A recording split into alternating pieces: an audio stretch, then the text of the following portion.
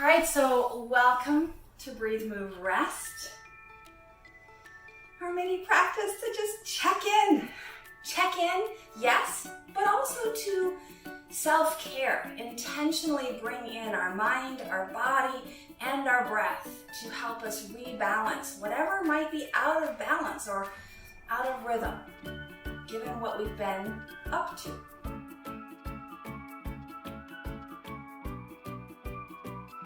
So, as you land in your favorite upright pose, draw the breath in any way it wants to enter and let it leave any way it wants to exit. Maybe there's a sigh, a moan, a groan, maybe there's a snortle, or you notice that your nostrils are a little bit congested. Just breathe and notice what is here in this moment. Let's assess our current state of being.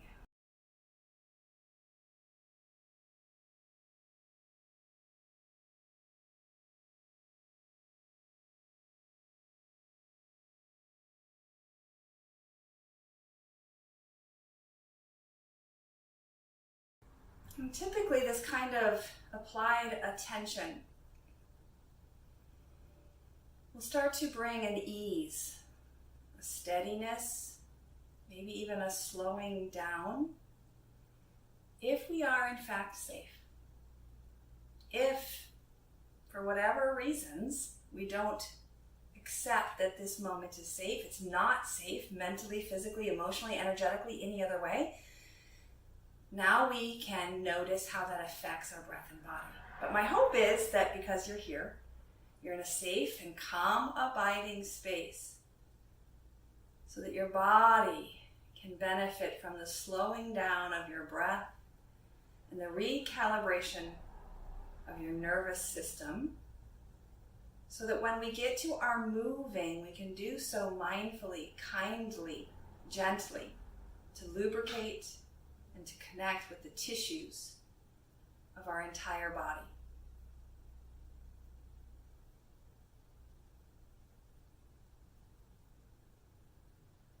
Samavriti, even pacing, the inhale and the exhale.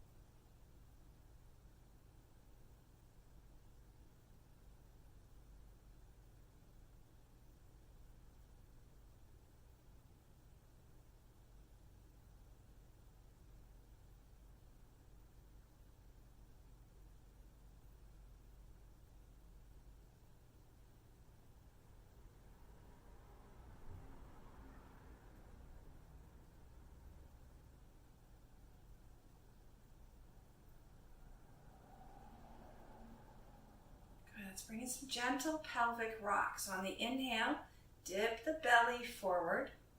On the exhale, tuck the tail under. Try and keep the head and chest relatively still. So it's just that seesaw happening in the low back. Steady, even pacing. Aligned with your breath, moving with ease. Inhale, tilt forward. Exhale, roll back.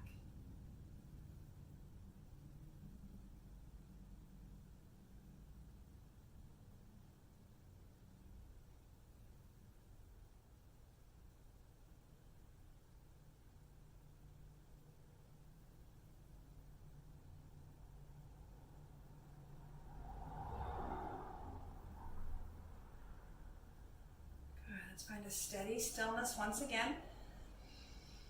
Big breath, sigh it out.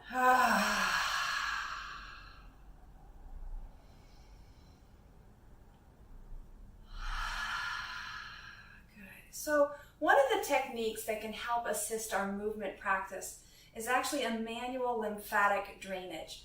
And so we're going to tap some of the key blockage points in our lymphatic system so that we can flush that out. So that when we move into movement, we're actually going to be able to move the lymph, not just ram it into what might be a dam left over from our stagnant work, our sitting, our being still. So the first one is to bring the fingertips just to the back of the spine, right below the ear, kind of that little knobby bone at the base of the skull. So both hands, and you can just kind of give a little press and an up and down wiggle. This helps to flush out the 100 lymph nodes of the skull, the brain, the head, the whole upper chin and above, right? Flushes down through the spine right here. Good. Okay. Then we're going to bring our fingers to the front of the chest and just tap just below the collarbone. Again, big evacuation route for the arms. They flush down the arms and then back out through the breath of the lungs, right? So that we can evacuate that carbon dioxide, the waste material of our everyday activities, right? Then you're going to bring it right to the sternum, stimulating our immune system here, right in our sternum.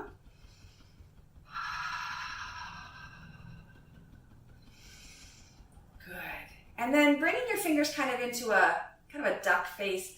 The hands come up and underneath your ribs. A lot of lymph nodes here where our arms and chest come together, tapping there on the sides of the ribs.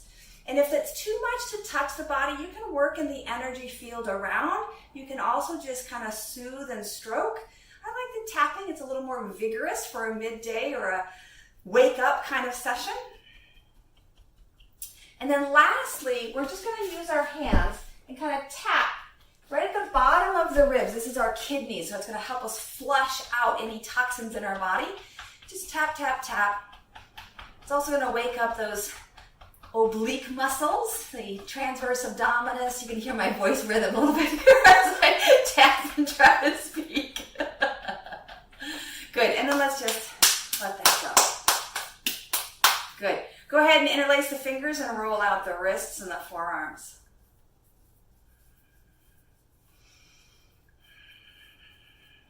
Back and forth, or take a few times, a few circles in one direction, and then reverse, whatever feels good. Good. Sun breath up and open through the arms. Hands come down behind the head, perhaps press out through a flexed palm. Exhale. Fold it in, touch shoulders. Inhale. Exhale, press the arms forward, round the back, expand across the shoulder blades. One arm up, look up, one arm down, ground it. Back through center. Second side, look up. Back through center. All right, same thing. Inhale, sun breath, wide and high, up and open. Exhale, fold back, pull out, press. Inhale, fold the elbows, the hands come back to touch. Exhale, round as you press the heels of the hands forward. Gaze down this time, still arms one up, one down.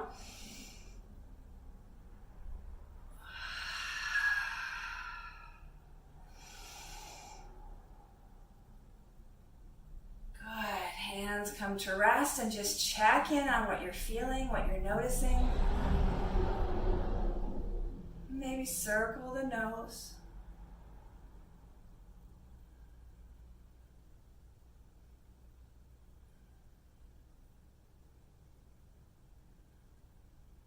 Good. Pause. Reverse the circling.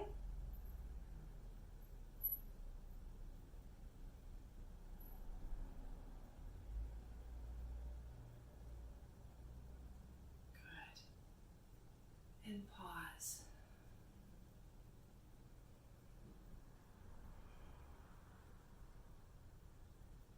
Let's find our hands and knees. Spinal flossing. So the hands and shins But the hands might like to walk just a little bit longer as we dip the hips forward and drop the chin. Let the buttocks relax. This is extending that front body while slackening the back body.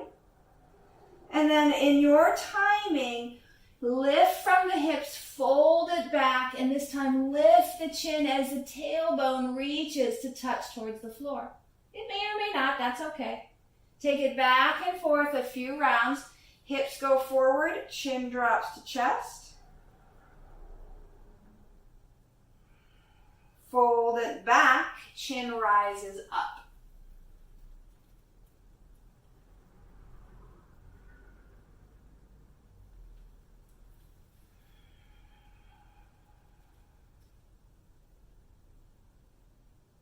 Option to build into the toes and the feet by tucking those toes under. Releasing them out.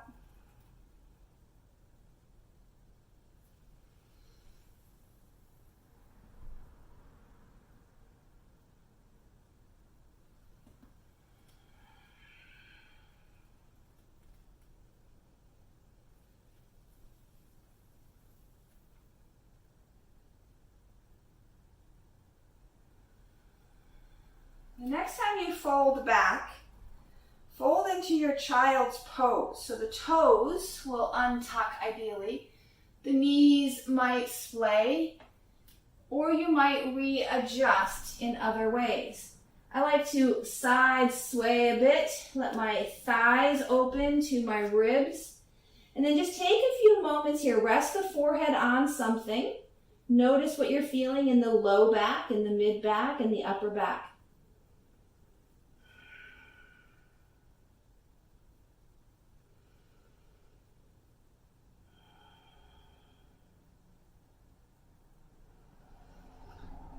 Then on your exhale, you're going to pull one arm back to press down under the shoulder and support a bit of a twist. As you release, inhale and extend. Then swivel. Exhale, bring the hand back and twist.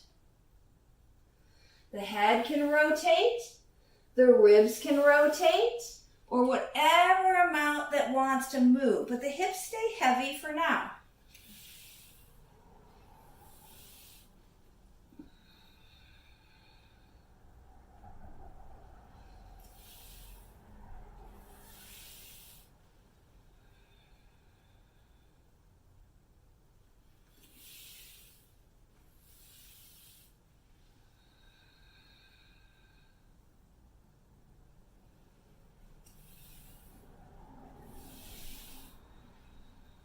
Maybe another round or two here.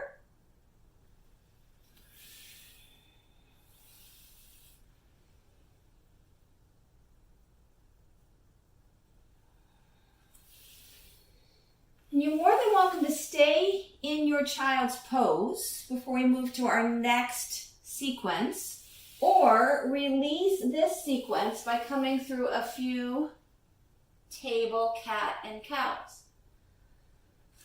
Now, that table, if you choose it, could be hands and shins or forearms, giving your wrists a bit of a reset, but also changing the angle of your arms coming into your shoulder girdle and your spine coming into your pelvic girdle.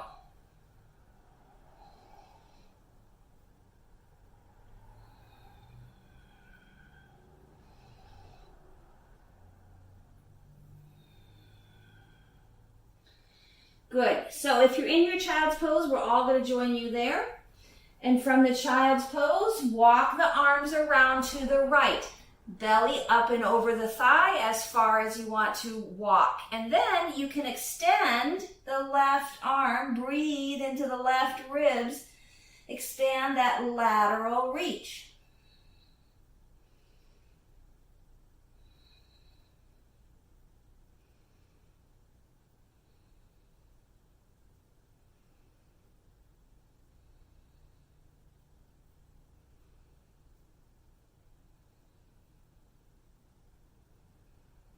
Good. As you unwind, walk the hands back around to center. Again, great opportunity for a floss or a cat-cow to reset your spine to neutral.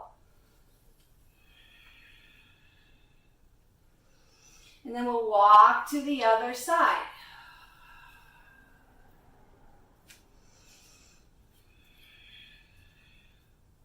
Reaching long through the right arm, breathe into the right ribs, expand that lateral reach.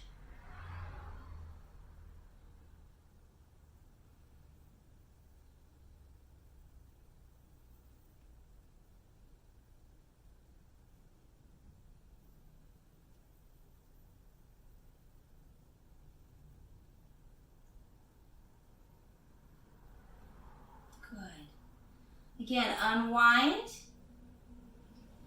rock it out or rest in neutral.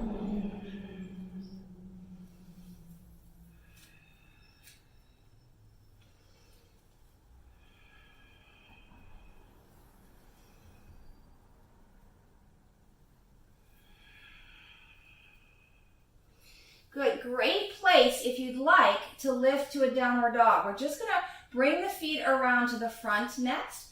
So if you'd like downward dog, set your hands, hug your shoulders down your back, tuck your toes, then pressing into hands and feet, lift from the hips up towards the sky.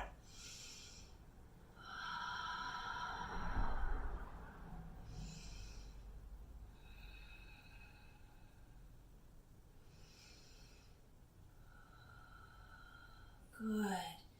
If you are down, swing your legs around to the front. If you are up, come down, keeping those shoulders back and down. The weight sinks in the feet. Then the weight comes off the arms, and we bring the legs around to the front. Support from behind and let the knees sway from side to side.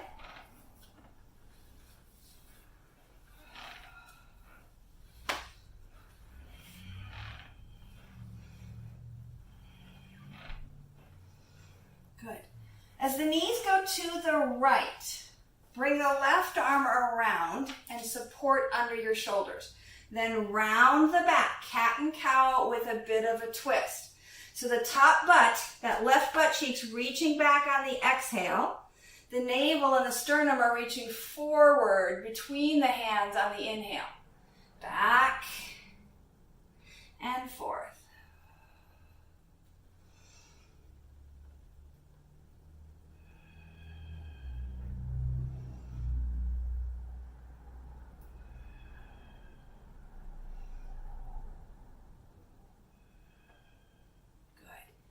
All right, weight is still on that right arm. Open the chest to the side. You can place that left hand on the hip or expand it up and over. This is enough. Or lifting, perhaps, pressing down through the shins and the hand, you can lift those hips up. Just getting a little more core activation, right? Any option, just sit and pause, sit and reach, or lift.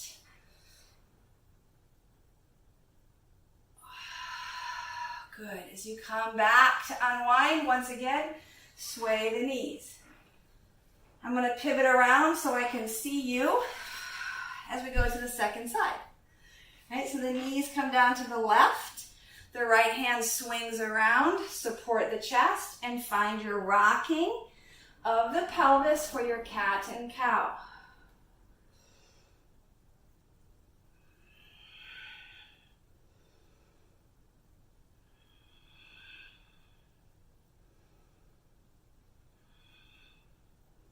Nice. All right, stabilize. Hand to the hip. Feel that lifting up from the outside, from that top side ribs. Add the reach. Right, that's fine. That's enough. Or lift and reach.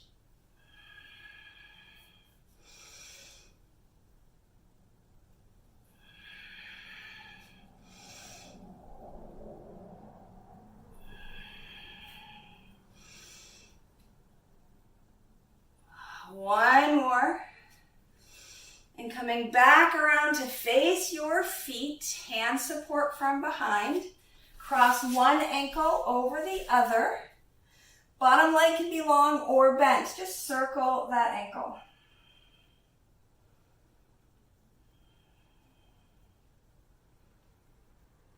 And then reverse the scroll and the circle of your ankle.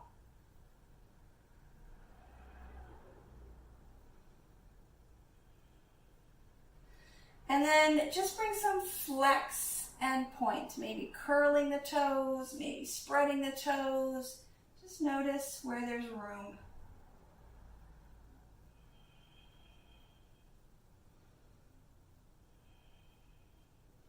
And then lastly, an ankle swivel. So you're going to lift the instep. This is called an inversion.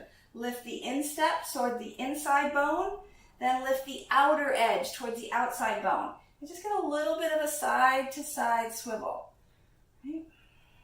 Some of this is happening as a spiral down the bones of the foot, but the majority of it's happening right at the ankle bone. So if you don't see a big movement, that's okay, right? And then after I do that, that really builds some heat. I always like to circle it out and release some of that connective tissue. Good. All right, let's reverse. Other side, cross the foot, support and circle.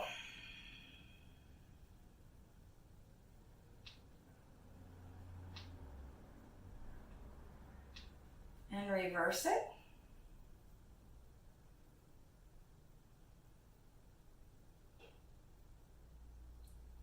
Nice. And then flex and point, curl, spread, whatever movement you can find in those toes is going to increase not just your dexterity to pick things up with your toes, but more importantly, your ability to recover if you should step on an uneven surface or a slippery foundation, right? Your toes and those little micro shifts echo all the way up to your pelvis to help you navigate unevenness, whether it's in your gait, your step, or on the surface of wherever it is you're walking. And then again, release the point and flex and come back to that side-to-side tilt swivel.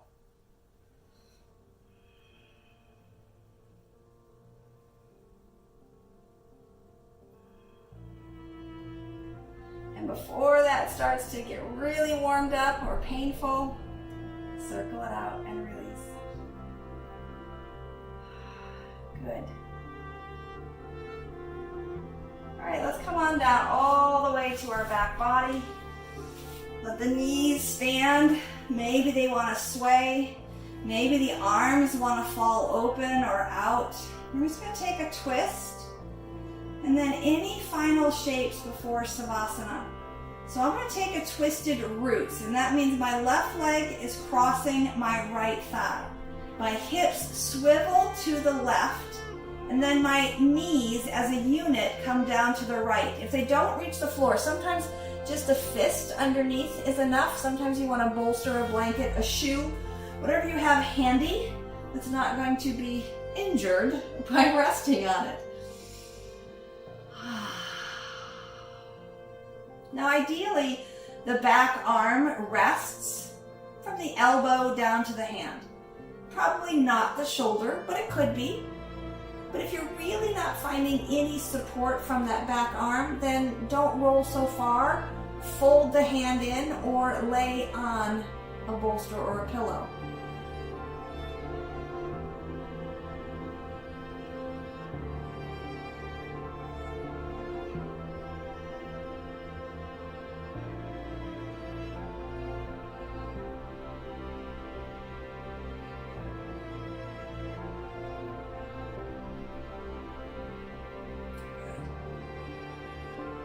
Now when you release your twist, there's really two ways. You can roll into it or you can roll back the way you came. I like to roll into it, just allowing my shoulders to stack. That feels kinder to my mid and low back. Then I untangle whatever might still be twisted, and then using my hands and my foot, I rock back to neutral. Again, this might be connected with a little bit of a flow of knees, maybe even a tucking into seed pose or opening up to a happy baby pose. Whatever you need before we go to the second side. twist.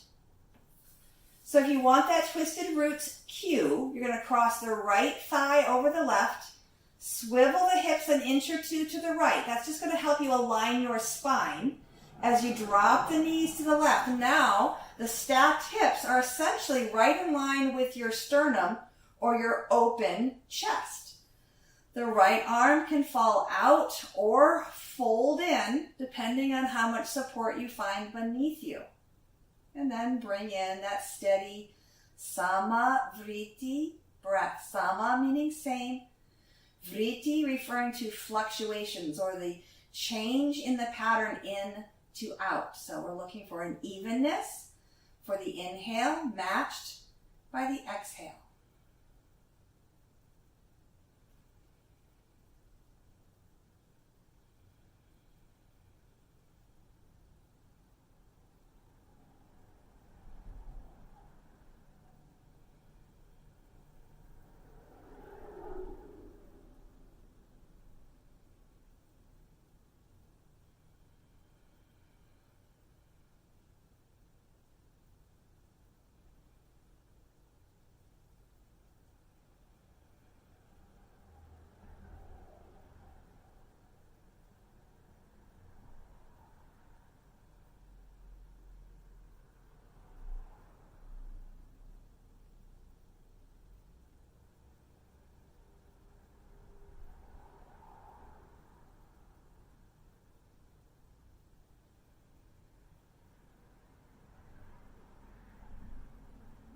Good. When your twist is complete, again, your choice of how you want to unwind. Finding your way to Savasana with any linking movements between here and there. A bridge, a seed, a happy baby, a long wake up morning stretch. To land.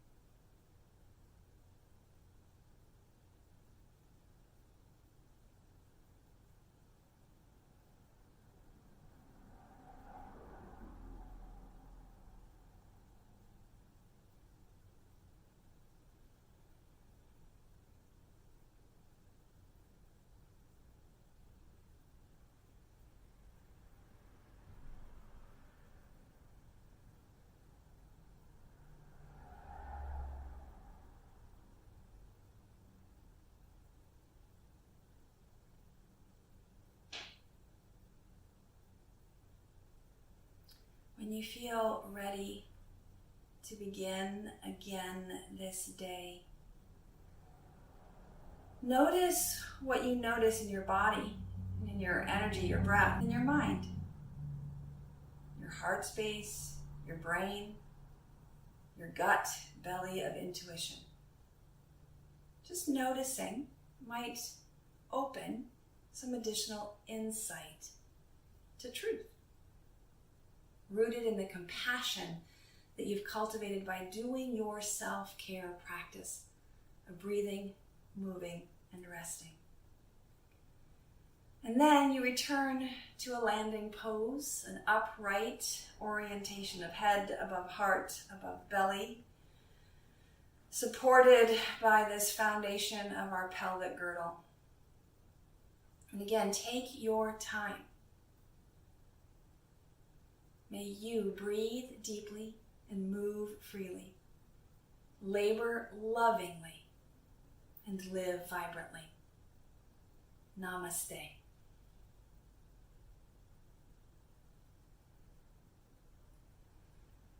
Have a wonderful rest of your day, and thank you so much for being here. And please reach out if I can be of personal support to customize what you do in your breathe, move, and rest practice.